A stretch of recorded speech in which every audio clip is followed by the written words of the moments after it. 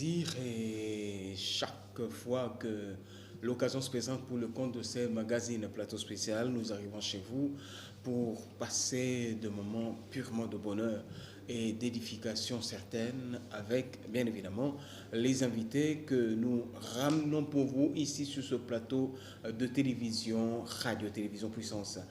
Mesdames et messieurs, nous vous disons bonsoir et bienvenue à ce programme. Ce soir, nous faisons encore une fois de plus revenir cet homme de Dieu qui a eu pas mal d'activités spirituelles.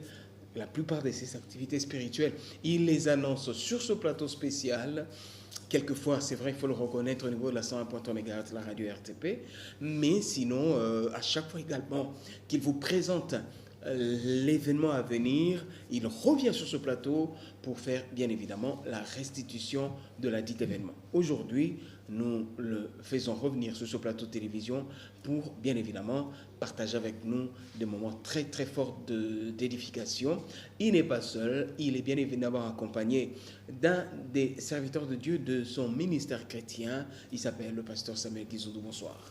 Bonsoir, Papa Emile. Comment ça va?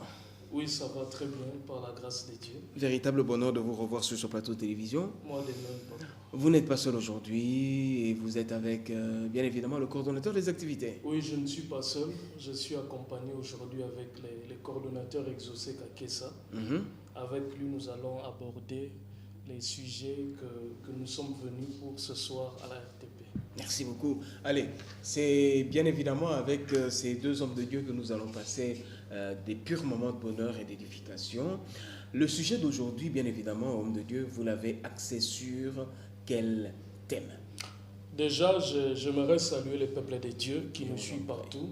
Ça fait un bon bout de temps que nous ne sommes plus passés sur les ondes du média. Ça fait 1 mois et demi, je crois. Ça fait presque 1 mois et demi.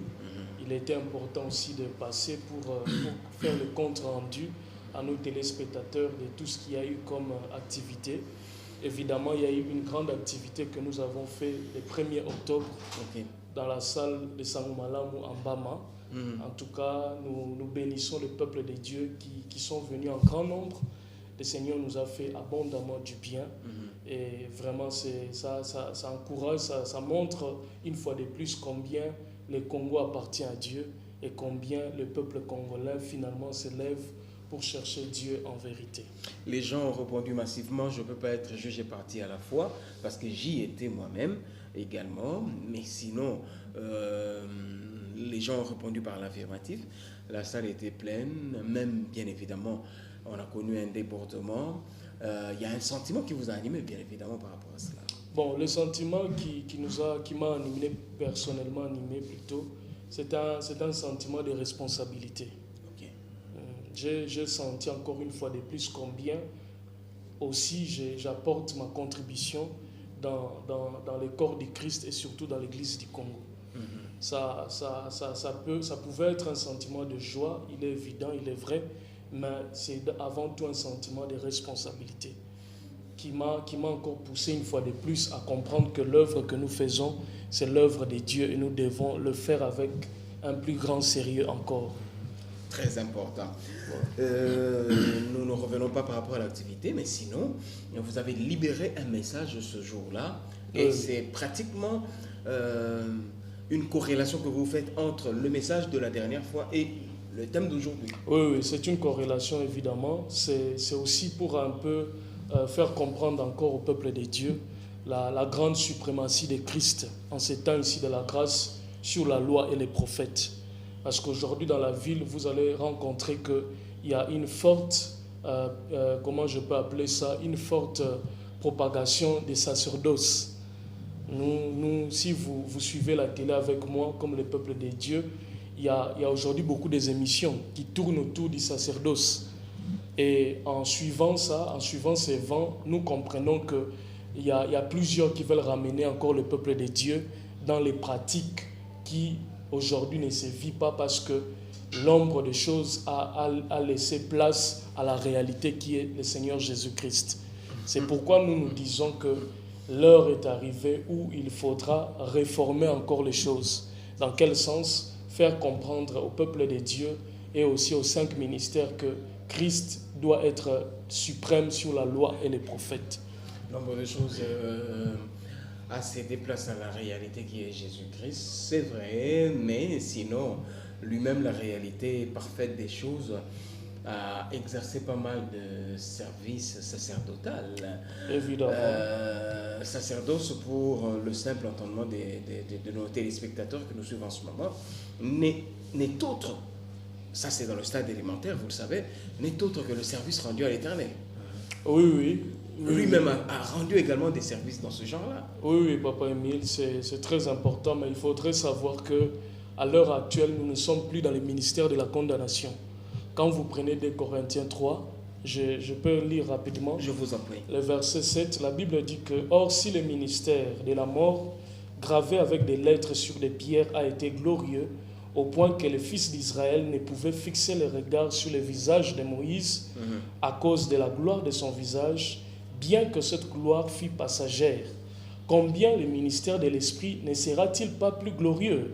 Si le ministère de la condamnation a été glorieux, le ministère de la justice est de beaucoup supérieur en gloire. » Le verset 11, en effet, si ce qui était passager a été glorieux, ce qui est permanent est plus glorieux.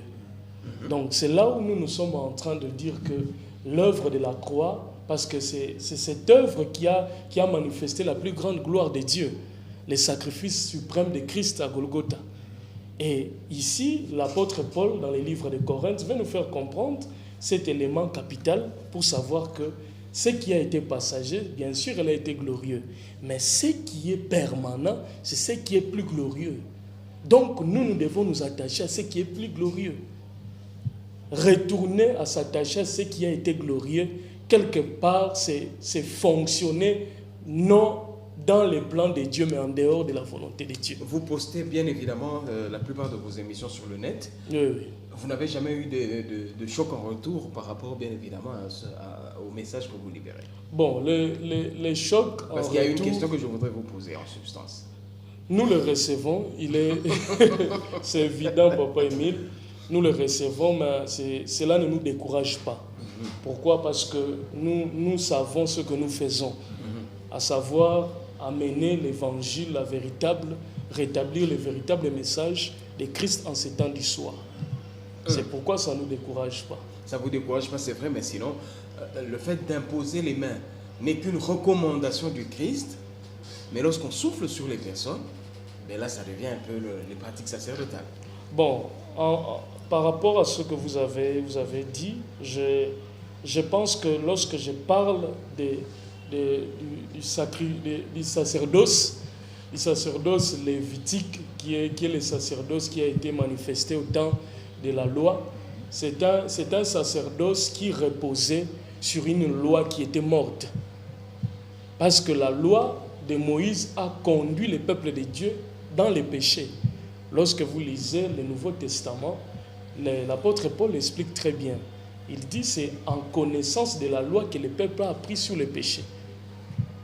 Voyez-vous. Mais dans le ministère de la grâce, sur la personne de Christ, c'est un ministère qui repose d'abord sur un sacrifice de lui-même, le souverain sacrificateur. Quand je vais aborder, quand je vais entrer un petit peu, je vais vous faire comprendre jusqu'où le souverain sacrificateur de la nouvelle médiation a été plus glorieux que celui de celui qui est passé. Vous savez que dans le désert, c'est lui qui a confectionné les veaux d'or.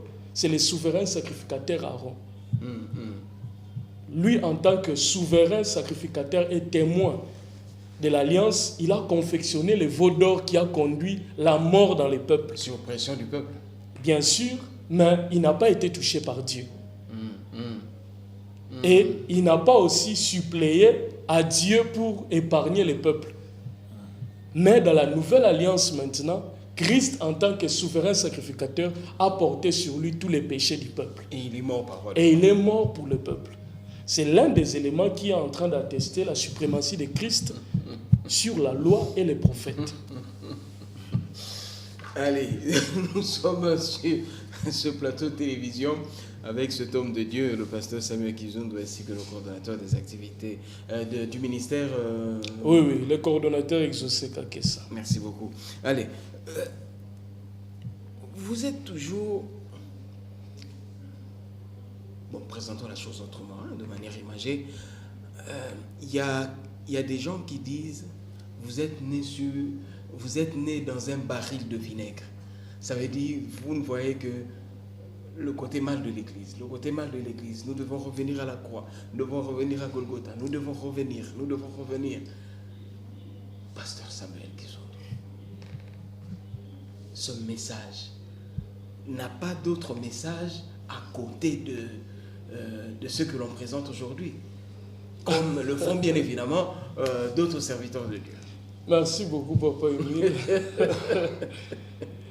Papa Émile, il est vrai que vous devez savoir que même au temps des prophètes, il y a eu des prophètes qui annonçaient les bonheurs, mais des prophètes aussi qui n'annonçaient pas les malheurs, mais qui annonçaient les retours du peuple de Dieu vers Dieu, lorsqu'il y avait compromission. Je pense qu'à l'heure actuelle, si nous venons avec un tel message, c'est parce que nous sommes en train de voir la compromission au sein de l'Église du Congo. Nous sommes en train de voir cette grande compromission. Aujourd'hui, nous ne parlons pas du pays, mais nous devons savoir que l'Église a une grande valeur dans la nation et l'Église a une grande responsabilité aussi dans la nation. Une fois ici au plateau, je vous ai dit que à Samarie, lorsque nous prenons 2 rois, à Samarie, la Bible dit qu'il y avait une forte famine. Mais lorsque les peuples s'est mis à crier famine, le roi n'a pas condamné ses experts en macroéconomique, mais il a condamné les prophètes Élisée. C'est pour vous faire comprendre que l'Église, c'est celui qui décide spirituellement d'abord. Avons-nous aujourd'hui des hommes de Dieu capables de dire les choses telles qu'elles se présentent? Bon, les choses telles qu'elles se présentent, nous ne sommes pas des opposants. Nous ne sommes pas aussi de la majorité, mais nous révélons la pensée de Dieu dans sa parole. C'est là où nous sommes en train de dire qu'il faut faire très attention. Aujourd'hui, nous semblons voir qu'il y a des hommes de Dieu qui sont dans l'opposition et des hommes de Dieu qui sont dans la majorité. Ce qui n'est pas juste. Ce qui n'est pas juste. Nous nous retrouvons dans la parole de Dieu. Ça veut dire nous apportons la lumière comme étant dans les 5 ministères. Là où il y a les ténèbres, nous apportons la lumière de Dieu. Le service sacerdotal, finalement. Oui. Qu'est-ce qui doit être fait? Qu'est-ce qui ne doit pas être fait? Ou tout doit être rejeté en bloc? Papa Émile, lorsque nous prenons Genèse, le chapitre 49. Genèse 49, c'est l'histoire de Jacob. Jacob qui rassemble ses enfants. Jacob, vous remarquerez, le peuple de Dieu qui lit à la maison, vous remarquerez qu'ici, on ne parle pas de Jacob, mais on lui présente avec un autre nom. On parle d'Israël. Israël qui rassemble ses enfants. Israël, ici, c'est celui qui a combattu avec Dieu. C'est celui qui a la bénédiction divine.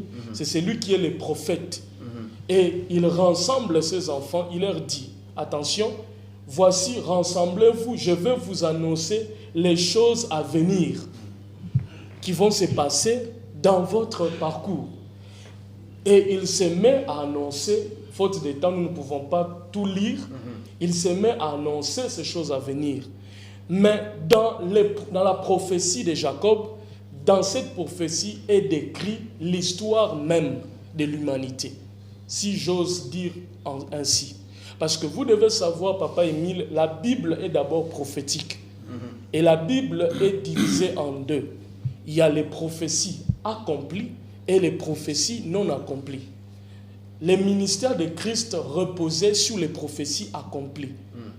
La Bible dit qu'il vient, il entre dans la synagogue, il ouvre le rouleau, il dit « L'Esprit du Seigneur est sur moi. Il m'a oint pour annoncer. » Il dit « Cette parole s'est accomplie aujourd'hui. » Donc, les ministères de Christ reposaient sur les prophéties accomplies. Mais quant aux prophéties non accomplies, cette tâche repose maintenant aux 5 ministères, qui sont les 5 doigts de la main de Christ. Voyez-vous. Donc, aujourd'hui, en tant que ministre de Dieu, un ministre de Dieu, c'est qui?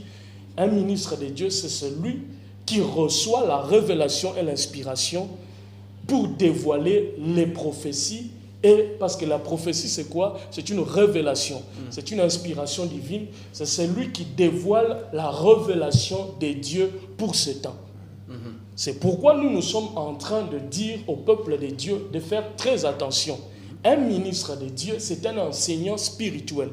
Ça veut dire, en tant que docteur, c'est celui qui vous enseigne doctoralement la parole de Dieu.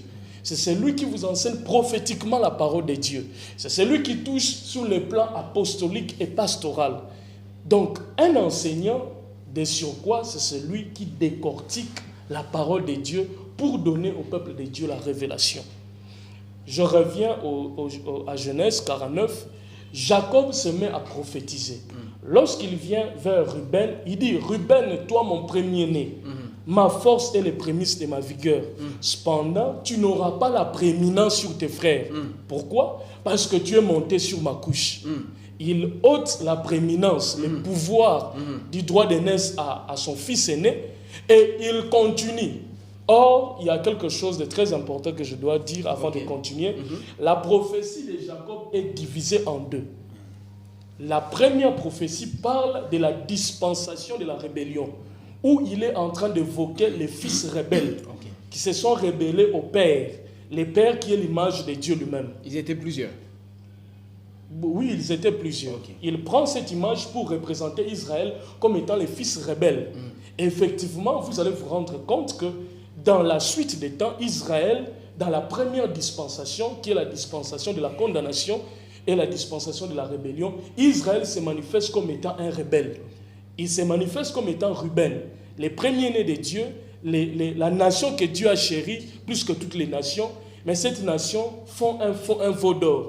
Ils se compromettent à adorer d'autres dieux. Et Dieu, lorsqu'il regarde, il se rend compte qu'Israël s'est détourné de lui. Dieu arrache à Israël la prééminence. Et Dieu le donne maintenant aux nations. Donc c'est là l'image de Ruben. Mais en continuant, il dit à Lévi. Il dit, Lévi, j'ai peur de la colère de Lévi. Pourquoi? Parce que Lévi, lorsque dans sa colère, il a tué des hommes à mon insu. L'histoire de Lévi, nous le connaissons. Lévi et ses frères ont tué l'homme qui avait pris leur jeune sœur. Donc, vous voyez que dans cette première partie, Israël apparaît comme étant les fils rebelles. Et Dieu lui ôte la prééminence. Lévi, qui est celui par lequel va sortir, celui qui sera le souverain sacrificateur de cette alliance, Aaron... je vois, vous avez une question, vous voulez me poser? Non, allez-y, je vous suis attentivement. Merci. Donc, Lévi, par Lévi sortira Aaron. Par Lévi va sortir aussi Moïse. Et vous allez vous rendre compte que lorsque Dieu va vouloir juger le peuple d'Israël contre la compromission du veau d'or, qu'est-ce que Dieu va dire? Il va dire, Moïse va dire aux enfants d'Israël, lorsqu'il va descendre de la montagne, il va dire aux enfants d'Israël, ceux qui sont pour Dieu puissent passer de mon côté. Et la Bible dit que les Lévites sont passés du côté de Moïse. Et maintenant, Moïse dit aux Lévites, entrez dans les camps et exercez les jugements de Dieu. Pourquoi? Parce que dans Lévi, dans les caractères sanguins de Lévi, se retrouve déjà cette colère-là dont son père a parlé. Vous voyez? Et maintenant, après cela, va venir la dispensation du Messie ou la dispensation du Shiloh. Là, vous prenez le verset 8 où Jacob dit ceci, Judas, tu recevras les hommages de tes frères. Ta main sera sur la nuque de tes ennemis. Les fils de ton père se prosterneront devant toi. Je prends le verset 10. Le sceptre ne s'éloignera point de Judas. Il donne à Judas maintenant, ni les bâtons souverains d'entre ses pieds, jusqu'à ce que vienne le Shiloh et que le peuple lui obéisse. Il y a une chose que le peuple de Dieu doit savoir. Dans la dispensation de la rébellion, c'est une dispensation où il y a la malédiction. Voyez-vous? Mais dans la dispensation du Messie, c'est la dispensation de la bénédiction. Pour un peu simplifier les choses. Mais dans la dispensation de la bénédiction, au verset 18, vous allez vous rendre compte que dans la dispensation de la bénédiction, Aaron et Jacob, Israël, va encore parler en mal d'un fils. Lequel? Celui-là s'appelle Gad. Le verset 19. Le verset 18, il dit ceci. J'espère en ton secours, ô Éternel. Parfait. Il parle d'abord du salut. Il évoque le cas du salut dans la dispensation du Messie. Le salut qui a manqué dans la dispensation de la rébellion. Mais dans la dispensation du Messie, il évoque le cas du salut. Et puis, deuxièmement, verset 19, il dit, Gad sera assailli par des bandes armées, mais il les assaillira et les poursuivra. Vous voyez. Donc, par là, il est en train de nous montrer un tableau de l'histoire même de l'humanité. Tout se résume à ce niveau-là. Quand je parle de l'humanité, je suis en train de voir l'histoire biblique et l'histoire du salut, du plan de Dieu sur la terre. Et vous allez remarquer, je vais pas monopoliser la parole. Je pense que le cordon peut ajouter quelque chose avant que je continue. Donc tout est résumé, bien évidemment, dans cette prophétie de Jacob, j'allais dire d'Israël, parce qu'en ce moment-là, il est présenté comme tel, Israël. Oui, oui. Ok, d'accord. Donc l'histoire de l'humanité se dessine à ce niveau-là. Cordon. Oui. Bon. Je ne sais pas s'il y a quelque chose à ajouter, le berger a pratiquement déjà tout dit. Mais s'il faut que j'ajoute un mot concernant cette histoire, je dirais que l'histoire de l'humanité a été dressée, oui, à partir de cette prophétie. Mais il y a une chose, il y a un détail qui échappe à beaucoup de personnes. Lequel? C'est que dans la dispensation de la rébellion et même le cours de l'humanité, nous avons pu découvrir que les prophètes n'ont pas été capables de déceler ce que Jacob a dit à propos d'Israël. Parce que la Bible déclare clairement dans Genèse 49 que Juda est le lion.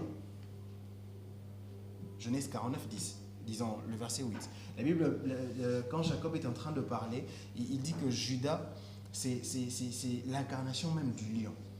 Et si vous regardez dans la généalogie de Juda, c'est de lui que sortira le Messie. Selon même la prophétie de son père. Et il faut que nous parlions de la dispensation du Messie, je dirais que la venue de Christ a été annoncée à partir du moment où Jacob, Israël, était en train de était en train d'annoncer la suite du temps sur la vie de ses fils. Donc tout allait être...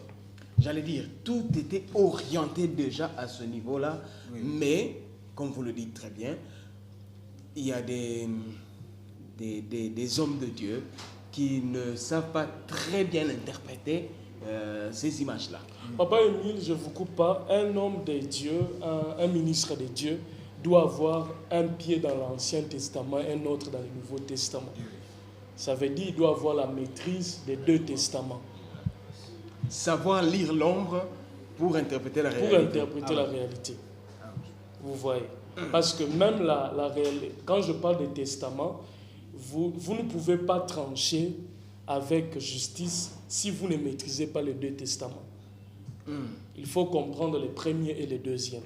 Or, aujourd'hui, je l'ai dit modestement, je me rends compte, nous nous rendons compte que dans l'église du Congo, il n'y a pas cette maîtrise-là. Et puisqu'il n'y a pas cette maîtrise aujourd'hui, c'est pourquoi il y a la niveau, compromission. Il y a la compromission et la dépravation. Beaucoup de dépravation. Vous choisissez très bien vos mots. Hein. Dépravation. Et c'est ainsi que même sur le plan sacerdotal, il y a beaucoup d'égarements. Par exemple, ce que nous sommes en train de dire, il y a de ceux qui se disent, mais ça c'est nouveau. Qu'est-ce que ces hommes de Dieu sont en train de rencontrer? Ils veulent qu'on leur dise Nzamba Opambolayo, Okozolibala et consort. Ça c'est bien, mais il faut savoir que Christ est d'abord venu pour solutionner les problèmes spirituels. Ça veut dire rétablir les liens, rétablir la connexion qui avait été coupée par les péchés avec Dieu. Et une fois fait, il rétablit maintenant l'homme dans toutes ses dispositions. Effectivement. Mais donc, tout commence là-bas. Tu ne peux pas avoir une rétablissement physique sans une rétablissement spirituelle. Vous voyez, aujourd'hui, vous vous rendez compte que nous touchons les cas physiques, mais ces cas-là n'aboutissent pas à une solution.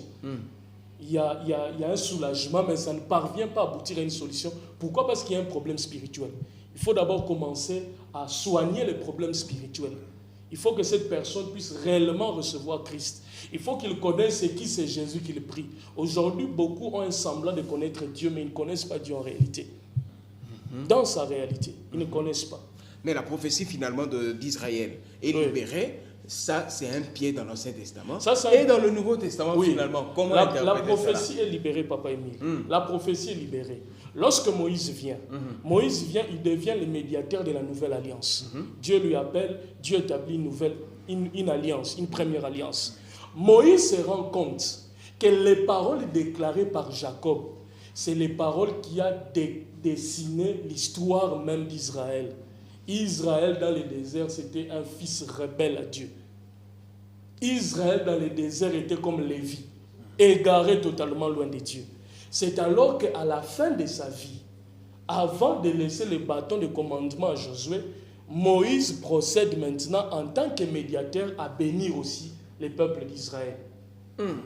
Comme Jacob l'avait fait Comme, pour effectivement, les 12 tribus. Voilà. Or, je dis ici, Papa Émile, que dans la dispensation du Messie, il y a un fils, Gad, qui a reçu non des paroles de bénédiction, mais des paroles de malédiction. Parfait. Mais, dans le verset 18, la Bible parle du salut qui est attaché. Pour sa rédemption, il faut un salut. Parce que lorsque Jacob, dans le verset 18 de Genèse 49, lorsqu'il parle du salut, il veut faire comprendre que Gad sera sauvé à cause du salut que lui amènera le Messie dont a parlé les frères exaucés en termes de Shiloh. Dans Deutéronome 34 maintenant, Moïse étant vieux, il veut finir sa médiation, il vient, il se lève. Regardez ce qu'il dit, le verset, excusez-moi, Deutéronome 33. Deutéronome 33. Il vient, il commence par dire au verset 6 que Ruben vive et qu'il ne meure point, et que ces hommes soient nombreux. Ce qui est en contradiction avec ce qui était libéré avant. Voilà. Il vient vers Lévi. Il dit à Lévi, Lévi, les Tumim et les Urim ont été confiés à l'homme saint que tu as tenté à Massa et avec qui tu as contesté aux eaux de Mériba. Lévi avait contesté, comme il avait fait au temps de Jacob. Il est venu encore contester. Et maintenant, ici, Moïse lui dit, Lévi, tu devras lui remettre ça. C'est quoi les Tumim et les Urim? J'ai dit ici que c'est dans la tribu de Lévi qu'est sorti le souverain sacrificateur de la médiation de la loi, qui est Aaron. Les Tumim, c'est quoi, Papa Émile? Les Unim d'abord, les Unim, ce sont des pierres précieuses en sardoine, qu'un souverain sacrificateur portait dans les habits de sacerdoce. Il portait ça sur le niveau de l'épaule. Et les Tumim aussi, c'était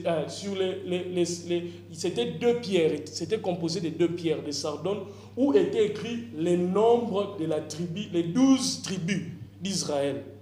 Et les Tumim, c'était quoi? C'était 12 pierres aussi précieuses que portaient toujours les sacrificateurs lorsqu'il entrait dans les lieux très saints. Parce que quand il entrait, il représentait tous les peuples. Donc la gloire de Dieu, lorsque la gloire le voyait, la gloire voyait les peuples par lui. Et il venait avec les sangs des sacrifices. Mais maintenant ici, Moïse veut dire à Lévi, tu dois remettre ces pierres à l'homme que tu as contesté. Or, les Unim, c'est quoi? Les Unim signifient quoi? Les Unim, la signification des Unim, c'est la lumière. La lumière. Et les Tumim, c'est la perfection. Et dans la signification maintenant pratique, les Unim et les Tumim, c'est la vérité et la révélation. Donc Moïse est en train de dire à Lévi, tu devras remettre la vérité et la révélation à l'homme que tu as contesté. Pourquoi? Parce que notre médiation a échoué. On n'a pas su apporter une certaine réforme dans le peuple de Dieu. Les défis qu'avait Moïse, c'était d'annuler et d'anéantir la malédiction de Jacob. Mais il s'est rendu compte qu'avec sa médiation, il n'avait pas un pouvoir conséquent.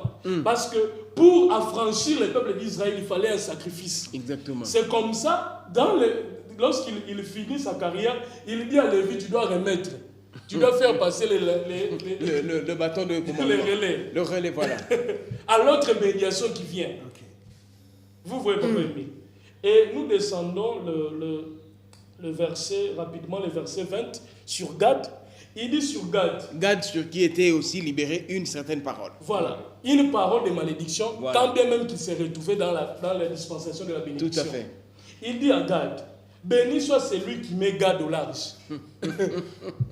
Une façon de lui jeter des fleurs. Béni soit ce médiateur-là qui vient, qui va mettre Gad au large. Gad repose comme une lionne, il déchire les bras et la tête. Donc vous voyez que Moïse maintenant cède le bâton de commandement à la nouvelle médiation qui est en train de venir. C'est là où rapidement maintenant je vais aller parce que nous courons derrière le temps. Derrière le temps. C'est pourquoi c'est important. Vous êtes un habitué d'ailleurs de la télévision, vous savez qu'il y a le temps. Nous voulons demander à Papa Émile et à l'évangéliste qui nous suit de donner 2 heures. S'il peut nous donner 2 heures. ça nous fera encore plaisir. Nous le saluons là où il est. Merci beaucoup. C'est un homme de Dieu que nous honorons dans la ville aussi. Ok. Lorsque nous arrivons dans Matthieu, le chapitre 8, d'abord je devais faire une symbiose. Lorsque Moïse meurt, Gad, il reçoit la bénédiction de Moïse. Mais Gad n'est pas affranchi. Le temps de la médiation finit. Le temps des prophètes commence. Le temps de la loi de la médiation finit. Le temps des prophètes commence. Lorsque le temps des prophètes commence, les prophètes, lorsqu'ils viennent, ils se rendent compte que parmi les tribus d'Israël, Gad est toujours assailli par des ennemis. Donc la prophétie ou la malédiction de Jacob continue toujours à suivre Gad. C'est pourquoi le prophète Jérémie, dans Jérémie, il dit, mais il s'exclame, il dit, ne voyez-vous pas que combien on est en train d'assaillir Gad? Vous ne dites rien en conséquence par rapport à Gad. Mais malheureusement, même les prophètes n'ont pas la solution concernant Gad. C'est là où maintenant, puisque les bâtons de commandement étaient déjà reliés, il fallait maintenant le souverain sacrificateur, qui est la personne de Jésus-Christ, pour venir trancher la situation concernant Gad. C'est là où il intervient. C'est là où il intervient, Matthieu 8, le verset 28. La Bible dit, lorsqu'il fut à l'autre bord, dans les pays des Gadariens, 2 démoniaques sortaient des sépulcres, vinrent au-devant de lui. Ils étaient si furieux que personne n'osait passer par là. La prophétie avait dit quoi? Gad sera assailli. Mais qu'est-ce que Gad fera? Il va se détacher, il va se battre. Donc l'esprit qui tournait autour de cette prophétie, c'était un esprit qui avait enchaîné Gad. Et ici, lorsque Matthieu est en train de nous parler, il veut nous faire comprendre cela. Il dit ici, 2 démoniaques sont sortis des sépulcres. Ils vinrent au-devant de lui, ils étaient si furieux. Et voici, ils s'écrièrent, qu'y a-t-il entre nous et toi, fils de Dieu? Es-tu venu ici pour nous tourmenter avant le temps? Il y avait loin d'eux un grand troupeau de pourceaux qui passait. Les démons prièrent Jésus, disant, si tu nous chasses, envoie-nous dans les troupeaux des pourceaux. Et il leur dit, allez, et ils sortirent, et ils entrèrent dans les troupeaux.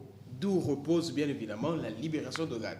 Oui. Là aussi, je peux prendre aussi Marc. Le verset, Marc, le chapitre 5. Ici, c'est bien plus expliqué. La Bible dit, ils arrivèrent à l'autre bord de la mer, dans les pays des Gadariens. Aussitôt que Jésus fut hors de la barque, il vint au-devant de lui un homme sortant des sépulcres et possédé d'un esprit impur. Cet homme avait sa demeure dans les sépulcres, et personne ne pouvait plus les lier, même avec une chaîne, car souvent il avait eu le fer aux pieds et il avait été lié des chaînes. Mais il avait rompu les chaînes et avait brisé les fers.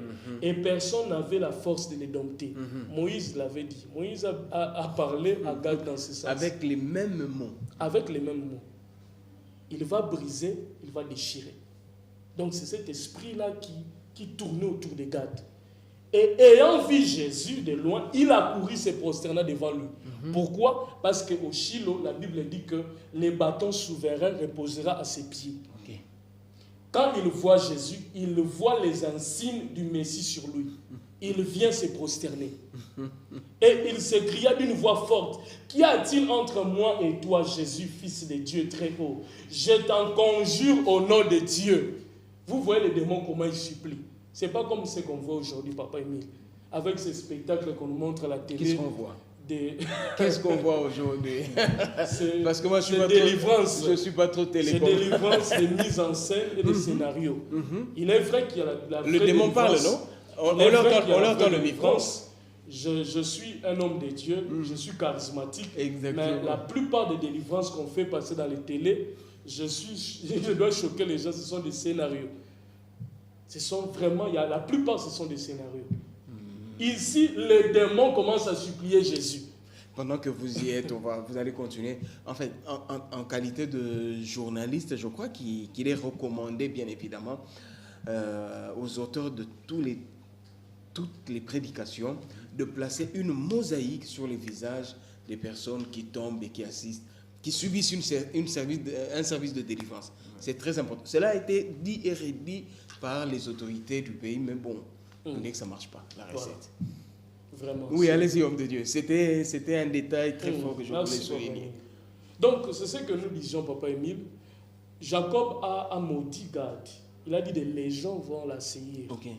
Ici, lorsque le démoniaque vient voir Jésus, il dit à Jésus ceci: je t'en conjure au nom de Dieu, nous voulons, chasse nous-mêmes dans ces troupeaux de pourceaux. Okay. Jésus lui pose la question: quel est ton nom? Il dit: Légion est mon nom. Légion.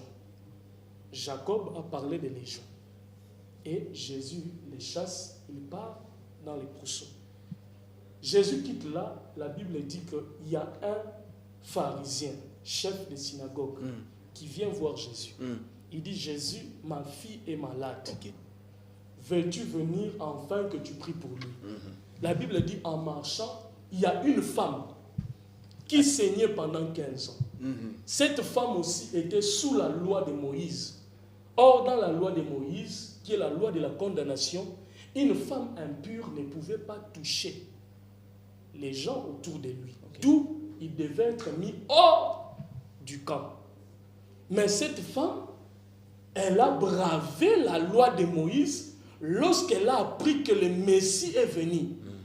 C'est lui dont lui-même Jacob a prophétisé, qui sortira, qui jaillira de son fils Judas, et c'est lui dont Moïse a béni pour la délivrance de Gad. Lorsque la femme a appris qu'à Gadara, il y a eu un fou qu'on a délivré, cette femme a dit: cet homme a la solution pour ma vie. Et cette femme est sortie.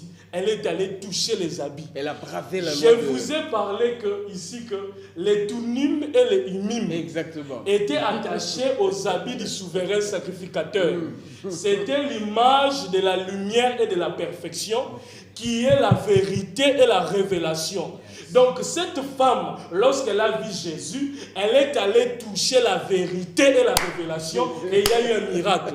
C'est pour dire au peuple de Dieu, les véritables miracles se trouvent dans la vérité, dans la lumière, qui est la révélation. Lorsque Papa Émile, Lévi est en train de donner à Melchisedec, cet homme qu'il a contesté, c'est parce que les souverains sacrificateurs de la médiation de la grâce devaient être faits de la parole. Les Tunim et les Umim, c'est la parole et la révélation. Or, Jean 3, 16 a dit quoi? Car Dieu a tant aimé le monde. Et Jean 1, qu'est-ce que Jean 1 dit? Il nous envoya la parole. Donc, les Tumim et les Unim devaient être récupérés pour que la parole vienne. Et lorsque la femme a vu Jésus, elle est allée toucher la révélation et la parole. C'est là où j'insiste encore pour dire au peuple de Dieu, un véritable ministre de Dieu, ce n'est pas d'abord celui qui te donne l'huile pour boire et avaler, pour avoir la guérison, mais c'est celui qui te présente la parole et la révélation. Bon, à un moment, le pasteur Samuel a dit, je crois que vous avez une question. En fait, ce n'était pas une question. C'était, il m'avait replongé, c'était en quelle salle, la Sangomalabu? Il m'avait replongé là-bas parce que c'est pratiquement le même message, mais aujourd'hui présenté encore une fois de plus avec un peu de sauce piment. Et puis voilà, ça donne une autre tournure. Vraiment, félicitations à vous pour ça. Mais finalement, Jésus vient, la femme brave la loi de Moïse, et elle reçoit bien évidemment son miracle, mais aussi il faut reconnaître que la fille de Jairus, le même jour, était guérie. Évidemment, Jésus, et regardez ce qui est dit. La Bible dit, lorsque la femme a touché Jésus, Jésus s'est arrêté. Il dit aux disciples, qui m'a touché? Les disciples lui répondent, mais maître, il y a plusieurs personnes ici qui te touchent. Non, non. Il dit, c'est comme si les disciples ne comprennent pas. Il y a une femme là qui a reçu la révélation que c'est moi qui ai les tumim et les unim. C'est moi qui ai la révélation et la parole. C'est là où, Papa Émile, nous allons sacrifier notre jeunesse pour faire comprendre au Congo, au monde entier, que c'est la parole qui sauve. C'est la parole qui amène les miracles. Ce n'est pas l'huile, ce n'est pas d'abord l'eau. Dieu peut te donner une révélation d'utiliser l'eau et l'huile, mais lorsque tu utilises l'eau et l'huile de façon habituelle, là, ça devient une pratique et tu nous retournes encore dans la loi. Aujourd'hui, le médicament à donner au peuple de Dieu, c'est la parole de Dieu. Vous connaîtrez la vérité et la vérité vous rendra libre. C'est pourquoi dans Osée 4, la Bible dit « Mon peuple périt faute de connaissance. Puisque tu as rejeté la parole, je te rejetterai aussi. » Aujourd'hui, il y a plusieurs que Dieu a rejetés parce que plusieurs ont rejeté la parole de Dieu. C'est la parole qui est le centre, la maîtresse même qui nous donne la vie de Dieu. C'est Jésus qui est la parole et nous devons présenter Christ. C'est là où nous disons Christ est suprême au-dessus de la loi et des prophètes. Parce que le Jésus qui a guéri la femme qui saignait, c'est le Jésus qui est allé jusqu'à la maison de ces chefs de la synagogue. Exactement. Lorsqu'il entre, la Bible dit qu'il y a des femmes et des gens qui sont sortis pour dire à cet homme, cesse d'importuner le maître, voilà, parce que ta fille vient de mourir. Jairus, Jésus lui dit, Jairus, si tu crois, tu verras la gloire de Dieu. J'aimerais dire à quelqu'un, si tu crois, tu verras la gloire de Dieu. Lorsque Jésus entre, il voit la fille, il dit à la fille, Talita Kumi. Talita Kumi veut dire quoi? Talita Kumi veut dire jeune agneau femelle, lève-toi. Parce que l'agneau mâle est venu et c'est moi qui dois mourir. C'est pourquoi je veux dire à quelqu'un, aujourd'hui la mort n'a aucun pouvoir sur toi. C'est pourquoi Paul a dit, ô mort, où est ta victoire, où est ton aiguillon? Parce que la force de la mort, c'est le péché. Mais Christ a vaincu le péché. Donc c'est pour dire au peuple de Dieu, Papa Émile, c'est Christ qui doit être élevé, c'est Christ qui doit être au centre de tout. Aujourd'hui, c'est triste de réaliser que le nom de Jésus, même le nom de Jésus-Christ n'est plus cité dans plusieurs grandes églises aujourd'hui. Vous voyez un prophète qui ramène les gens dans des appellations de Dieu dans l'Ancien Testament, alors que le nom révélatrice et puissante de Dieu a été déjà révélé. Non, papa, je ne vais pas entrer dans ça. Un prophète qui est trinitaire. Il y a un qui passe maintenant dans la ville, il est revenu. Un prophète, tu es trinitaire. Mais tu as été appelé de Dieu comment? Jusqu'aujourd'hui, dans ton ministère, tu es en train de nous présenter un Dieu trinitaire. Ça veut dire trois dieux. Tu es en train de nous présenter une divinité en trois. Vous voyez jusqu'où le comble est arrivé. Tu es un danger. Oui, oui, Papa Émile. Un médecin dont on doit ravir l'ordre des médecins. Ah oui. Papa Émile, le salut et la vie, Papa Émile, ne se trouvent qu'en Jésus-Christ. Et c'est Jésus-Christ qui est la révélation de Dieu. Il est lui-même Dieu. Mais je vous assure, le pasteur Samuel Kizundo, on n'a pas eu le temps de partager avec lui quant à ce merveilleux thème sur, bien évidemment, le sacerdoce. Non, oui, le sacerdoce. La suprématie de Christ sur la loi et les prophètes. Parce que quand il est sur le plateau de télévision, depuis un certain temps bien évidemment, quand il est sur le plateau de télévision, au début, il essaye de vous amener dans le sens du poil, mais après il se déchaîne, on ne peut plus le contrôler du tout. Il y a un prophète qui circule dans la ville, on m'a dit que lorsqu'il vous appelle chez lui pour... lorsque vous allez chez lui pour des services de prière, la première des choses, ce sont des frais de consultation, comme on dit. parce que pendant ça, il va beaucoup pas. Non, il est dans la loi. Il est dans la loi. J'ai pas suivi. Il est dans la loi. Oui, oui, merci beaucoup, merci. Et puis après, quand vous le rencontrez, après les frais de consultation, et ben voilà, vous trouvez les monnaies étrangères sur sa table, et puis vous dites, bon voilà, je crois que votre... Il y a d'autres qui font des eaux bénites. Tu es prêtre ou bien tu es pasteur? Les eaux bénites, nous savons que c'est pour les prêtres catholiques. Je vais donner le numéro. Je vous en prie. Pour nous joindre, vous avez besoin de parler avec nous, vous avez besoin de consulter le Seigneur, besoin d'une prière, besoin d'un encadrement, besoin d'être en contact avec nous. C'est les 09 78 91 38 46. 09 78 91 38 46. Ça c'est les cordons aussi va donner. Ça c'est votre numéro de téléphone. Oui, oui, ça qui passe directement. Ça passe. Allez, Cordon, après on revient sur vous pour désannoncer ce programme. Oui, moi aussi j'ai un numéro personnel, pas de secrétaire en tout cas. C'est le 081 38 99 533. Je répète, 081 38 99 533. Pasteur Samuel Kizundo, ça c'est, vous n'êtes pas obligé de répondre à la question, mais sinon, tant que vous êtes sur ce plateau, vous répondez quand même. C'est pas mauvais d'être en blanc, en noir, toute l'église. En tout cas, Papa Emile, je ne veux pas entrer dans ça. Parce que vous avez la même tenue. Hein? Ah, bon. Ah, d'accord. Bon. Par rapport aux tenues, je pense que nous allons répondre lorsque nous allons toucher tous ces cas et pratiques, tout ça. Aujourd'hui, nous voulions démontrer encore une fois combien Christ doit être élevé dans l'église du monde et dans l'église du Congo. Un mot pour les téléspectateurs qui vous suivent aujourd'hui. Un mot, c'est dire aux enfants de Dieu, les 5 ministères ont été établis pour l'édification du corps de Christ.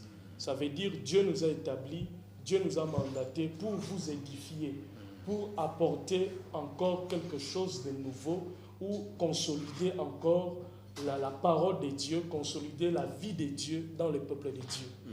Aujourd'hui, les mandats que nous avons reçus, c'est un mandat qui, en finalité, Dieu nous demandera compte. C'est pourquoi nous demandons au peuple de Dieu pour que demain le Seigneur ne puisse pas nous dire « vous avez manqué à le faire ». En tout cas, rechercher la vérité, là où il y a la vérité. Nous ne sommes pas là pour dire aux gens de sortir de leur église, mais nous voulons dire aux gens, au peuple de Dieu, que nous sommes arrivés au temps de la fin et Jésus-Christ est en train de revenir. D'où il est important, comme les 5 vierges sages, de conserver la vie de Dieu, de conserver la foi. Jésus a dit aux disciples, lorsque je reviendrai, trouverai-je encore la foi? Or, la foi vient de ce qu'on entend. Qu'est-ce que tu entends dans ton église? Qu'est-ce que cela apporte dans ta vie chrétienne? Aujourd'hui, les enfants de Dieu sont dans les péchés. Beaucoup sont loin de Dieu. Ils vivent une vie camouflée d'hypocrisie et ils ont besoin encore du message de la croix. C'est pourquoi nous disons, dans le rétablissement de l'autel de Dieu, il faut que l'autel soit rétabli. Il faut que le véritable message qui amènera le peuple de Dieu, le cœur des fils à retourner vers le Père, qui est le message de la croix, doit être prêché au Congo. Nous devons ne pas nous voiler la face. Le temps n'est plus à prêcher d'autres messages, mais le temps est à relever le peuple de Dieu par le message de la croix. Merci beaucoup. J'ai vu Papa Emile. Non. Allez, merci. Donc, les numéros encore, oui. Papa Emile, c'est les numéros pour qu'on nous contacte. D'accord, ok. C'est les 09 78 91 38 46. 09 78 91 38 46. Nous reviendrons encore pour parler de l'activité en vue. Et nous sommes en train de préparer cette activité. Je pense bien que le peuple de Dieu sera béni. Nous allons parler des 5 vierges sages. Parfait. Nous allons toucher ces points. Allez, merci beaucoup, homme de Dieu. Merci, Cordon. Merci. Merci, Pasteur Samuel Kizundo. J'ai toujours dit ça sur ce plateau de télévision, lorsque nous avons des jeunes gens, qui ont la matière grise et qui peuvent dans un français cohérent, expliquer des choses qui sont, j'allais dire, qui tiennent debout, mais qui suivent Christ et qui veulent suivre Christ dans la vérité, alors là, ça doit nous pousser à réfléchir deux fois. Merci beaucoup, Pasteur Samuel Kizundu. Merci. Aussi, je salue l'équipe de la cellule d'intercession apostolique. Parfait. Les frères Marcelin et les frères Grady Mangwanda et les frères Isaac Parfait. Macab. Allez. Et ainsi que tous les ouvriers de Vénéra, vent nouveau du réveil, pour le réveil apostolique. Donc nous sommes un vent du réveil, nous venons pour ça. Très bien. Ils sont porteurs d'un message. Il faut qu'on l'accepte comme tel. Et lorsqu'on fouille dans la Bible, qu'ils nous essayent d'expliquer la même Bible que vous et moi, nous lisons, eh bien, on se dit, il n'y a pas à contester là-dessus. C'est tellement clair, limpide. Qu'est-ce que je veux dire en ce moment? Allez, vous changez chaîne. Nous sommes sur la RTP. Bonne suite de programme. Et on se retrouve très prochainement sur la même chaîne avec le même bonheur. Et avec les mêmes invités. Merci à Bilo Bissalo et merci à l'évangéliste Kizamina Kibila Jean Oscar et au cordon Didier Nzolantima. Merci beaucoup.